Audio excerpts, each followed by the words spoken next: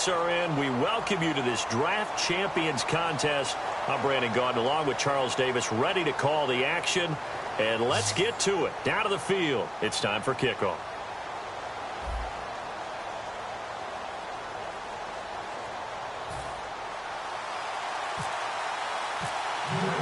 The getting to know each other process is over. Time to get down to it. And we're off in week 3 of Draft Champions. This is fielded a couple yards deep.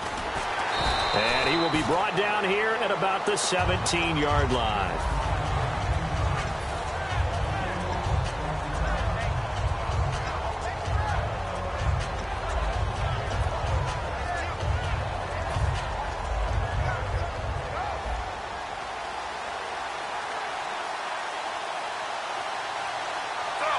One receiver left is Hilton.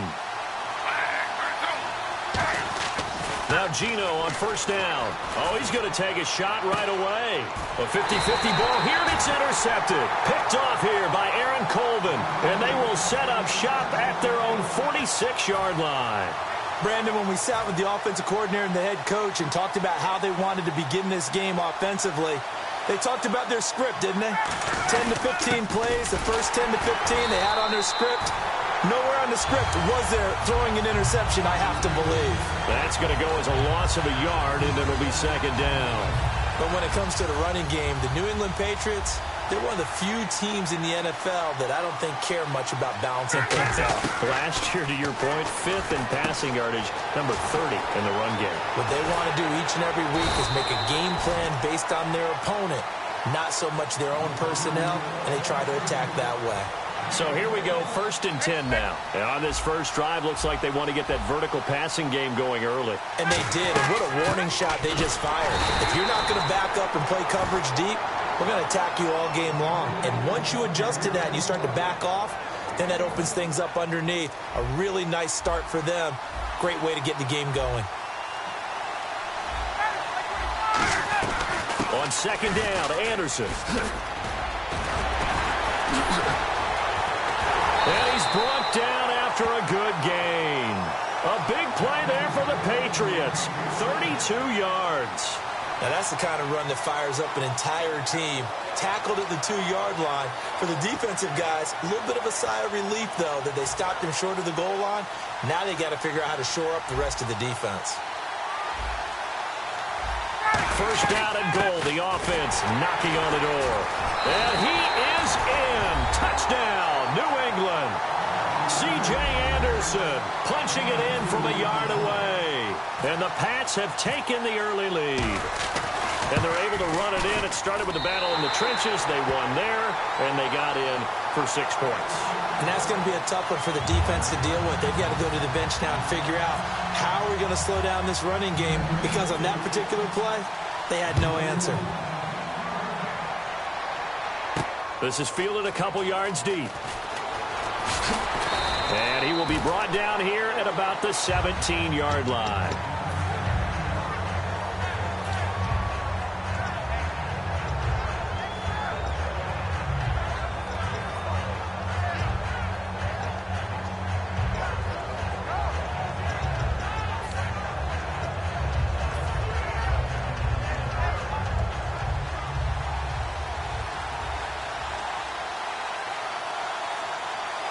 Looking to jam the receivers at the line here. Press coverage look defensively. Oh, he's going to air it out right away. Will Fuller was the intended target, and that'll bring up second down.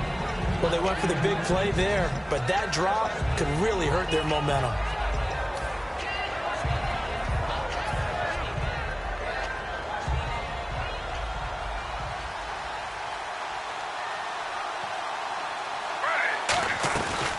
Now a first carry for Giovanni Bernard. And nothing doing. He's immediately taken down at the line of scrimmage. No gain on that one as it brings up a 3rd and 10. Yeah, I think the blitz there really disrupted the draw. Yeah, and it's usually when you catch them in a blitz, the draw works pretty well. If you're the offensive coordinator right now, that's visor throwing time, isn't it? Because that's supposed to work in a big way. Throwing on 3rd down, Smith. Into double coverage, and it's intercepted. A great read, and it's picked off. And the return here is stopped at the 35-yard line. Out comes the New England offense to see what they can do this time. And they were able to punch it in the end zone last time. They'll be looking to do that again here for the defense. Obviously, they'll be looking to stop them from punching it back in the end zone. It always is punch-counter-punch, isn't it? And which team has the advantage? Well, let's just go back. Last time on offense, they rolled downfield, got into a good rhythm. You can see a little more bounce in and out of the huddle. You can see the sideline really get into the game. So defensively, you're thinking to yourself, how do we take that away from them? How do we get the advantage back? Let's see what they come up with. I think pressure is always the first way to go. You love pressure. I love it. We'll see if they dial it up this drive. Second down here after the incomplete pass.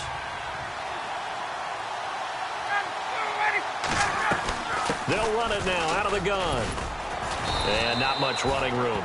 Down to the 32. Call it about a gain of 3, and they'll be looking at a 3rd and 7 coming up. I do know from experience that when you slow down someone's running game, you're now doing the dictating on defense. And guess what? Now you're getting ready to tee off on their quarterback because they have to throw it all the time. But you still have to be alert for the draws and other plays of that nature and make sure you don't get hurt. Nothing doing on that one, and it'll be 4th down. So now it's Andrew Franks on for the field goal. It'll be a 49-yard attempt from the left hash. And his kick is absolutely perfect. And the lead moves to 10-zip. So after the pick, they can't capitalize for 6, but they do get 3. And I know in this situation, most of us wanted to focus on the offense. You know what side of the ball I played on. Let's give that defense a lot of credit. Taking it over in a sudden change situation and shutting them down. And he'll take it back to about the 19-yard line. So out come the Raiders. And following the interception, just any interception, are you a little bit more cautious when you start that next drive, or no, you just throw that out the window? I think you are. I don't think that there's any way you can run back out there and go, totally didn't affect me. Let's just go ahead and be loose with the football again. You're going to take care of it, but you have to be careful about being too cautious because now you can't run any offense at all. Still want to attack. We'll see how they attack them here. A loss of a full 3 yards, and now it's 2nd down. And there's your standard issue draw play. I like it a lot better when it's actually been set up.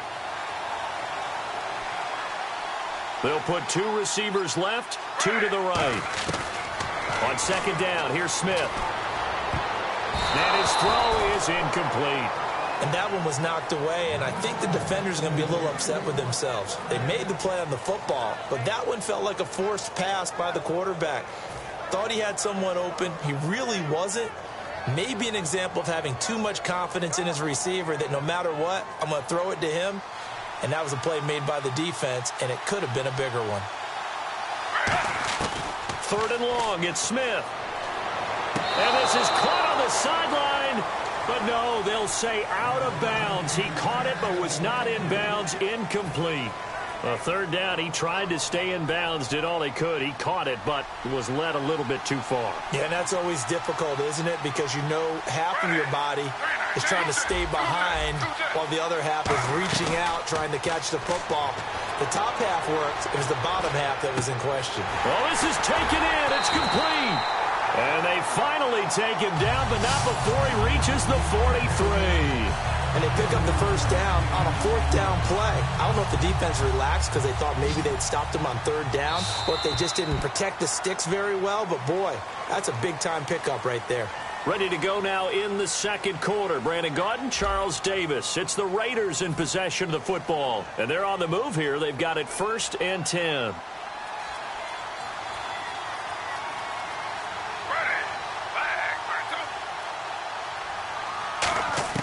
Now a 1st down throw. It's Smith. Over the middle here, it's Hilton. And he'll get it inside the 40 to the 39. It'll be a gain of 4, and it'll make it 2nd down. Good throw, good catch, but I really like the route. The drag and being able to run away from defenders, hard to stick with them for that long. Yeah, better against man than zone, or? Better against man, because now you're running away from someone, and you're not running into a defensive player in another zone.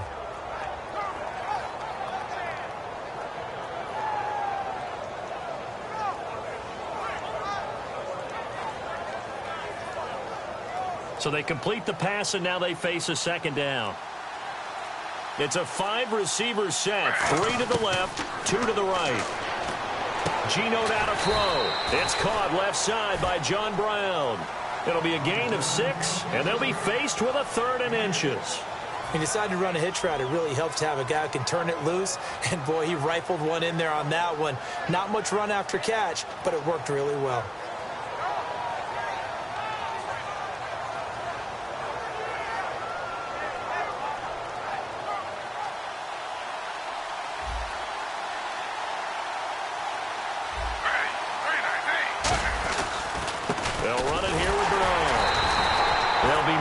Inches short, no gain on the play, and that's going to lead them to 4th down. Nice job there defensively to clamp down because really they've been on their heels this drive. Agreed, and they really needed that one for confidence, just to feel a little bit better. Oh, they flip it to the kicker. He looks like he's going to throw it. And he hits the tight end. It's Deion Sims. And he'll have the 1st down, getting this one to the 14-yard line. Partner, we're watching a game on the gridiron, but a sandlot contest just broke out with that play, didn't it? It's a little college-esque, right? Oh, very much so.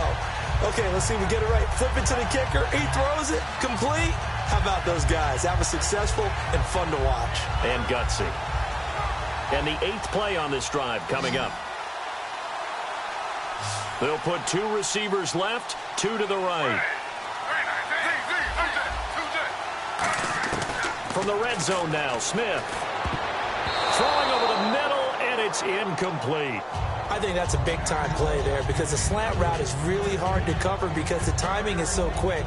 But able to see it, diagnose it, and get to the football, that's why he was able to bat it away. They'll run it now out of the gun. And he is going to lose yardage here. They'll wind up losing 3. And now it's 3rd down. With the struggles we're seeing up front for the offense today, they've got to think about changing up their play calling. Some screens, some draws, some quick-hitting plays in order to try and supplement the run game. You don't totally abandon it, but you try and give it a little bit of help. 2 minutes to play here in the 1st half. Back to Heinz Field after this. And a really long drive here, and it goes on and on. An extra corner on the field for New England here on 3rd down. Yeah, another DB. Now Gino. And he's unable to haul it in, so it falls incomplete over the middle 3rd of the field, and that brings up 4th. On any passes in the middle of the field, anyone who's going after the football is going to be conscious that it's probably going to be contested, and often physically. Sometimes that leads to drops. Now on 4th down, Bruce Arians will send out his field goal unit. From the right hash, just a 34-yard attempt. Oh, they flip it to the kicker. He looks like he's going to throw it. And he comes back with one complete. They pass up the 3, fake it. It doesn't work. Now the Patriots offense, they work their way back out onto the field. And they split the uprights last time for 3. They've got the lead. They're not going to play this conservative. They're not hoping for another field goal. They're hoping for a touchdown. I'm with you on that one. I like where your head is. I like the way you're thinking because you're exactly right. Trying to sit on a lead and play that way, that doesn't work too well for most teams. Run your offense. Run what you do. Taking it right down Broadway. The 20, 10, and all the way in. Touchdown, New England. Michael Pruitt, 88 yards. And the Patriots add 6 to their lead. So many times you think of these tight ends catching the ball already in the end zone. But today's tight end, they can run after the catch, too, to score. They're big, they're strong, but they're extremely athletic. And they can surprise the heck out of you when they get the ball in their hands and they're running away from the defense. And he puts it through. Now after the touchdown, it's Bosher to kick it away. This fielded a few yards into the end zone. And he'll take it back to about the 19-yard line. And now Oakland ready to take the field. And last time out, went for it on 4th down, turned it over, gave him great field position, turned it to 6 points, so they've got to recover here, Charles. It's amazing what one decision can do in the chain of events, right? The decision to go for it on 4th down. Caused all of that. It caused every bit of it, but it showed confidence. Hey, I've got confidence in you guys. And for the 3rd time here in this half, it's intercepted. Picked off by the linebacker, C.J. Moses.